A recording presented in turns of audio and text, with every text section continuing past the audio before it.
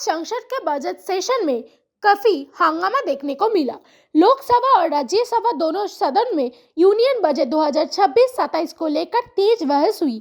विरोध पक्ष के नेताओं ने बजट पर कई सवाल उठाया और कहा कि इसमें आम आदमी, किसान और बेरोजगारी जैसे मुद्दों पर उतना ध्यान नहीं दिया गया जितना उम्मीद थी। लोकसभा में विरोध पक्ष के सदस्यों ने नारेबाजी की और कई मुद्दों पर तुरंत चर्चा की मांग की। हंगामा इतना बढ़ गया कि स्पीकर को बार बार सदन की कार्रवाई रोकनी पड़ी। आखिरकार दिन भर के लिए लोकसभा को स्थगित कर दिया गया। विरोध पक्ष ने खासकर इंडिया यूएस ट्रेड डील, कृषि पर उसके प्रभाव और अर्थव्यवस्था की स्थिति को लेकर चर्चा की मांग की।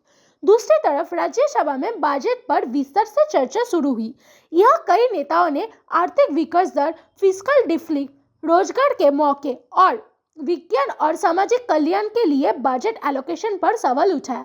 कुछ नेताओं ने कहा कि देश के युवाओं के लिए रोजगार बढ़ने पर और ध्यान देने की जरूरत है। सरकार की तरफ से बजट का बचाव करते हुए कहा गया कि इस बार इंफ्रास्ट्रक्चर, सड़क, रेलवे, फ्रेट कॉरिडोर्स और नेशनल वाटरवेज जैसे बड़े प्रोजेक्ट पर जोर दिया गया है। सरकार का कहना है कि इन प्रोजेक्ट से आने वाले सालों में देश की अर्थव्यवस्था मजबूत होगी और नए रोजगार के अवसर पैदा होंगे। इसके अलावा सरकार ने यह भी कहा कि किसानों और गरीब वर्ग के लिए कई योजना में पैसा बढ़ाया गया है और वेलफेयर स्कीम्स को और मजबूत करने की कोशिश की गई है। फिलहाल बजट को लेकर सरकार और विरोध पक्ष के बीच तर्क जारी है। आने वाले दिनों में संसद में और तेज बहस और राजनीतिक गर्माहट देखने को मिल सकती है।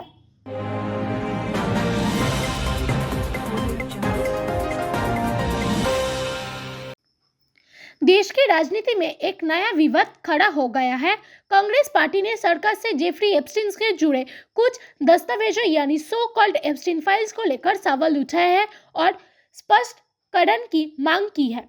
कांग्रेस के नेताओं का कहना है कि इन फाइल्स में कुछ ऐसे संदर्भ सामने आए हैं जो गंभीर प्रश्न खड़ा करते हैं और सरकार को इस मामले पर देश को सच बताना चाहिए। पार्टी ने इस मुद्दे को ट्रांसपेरेंसी और अकाउंटेबिलिटी से जोड़कर दिखाया है।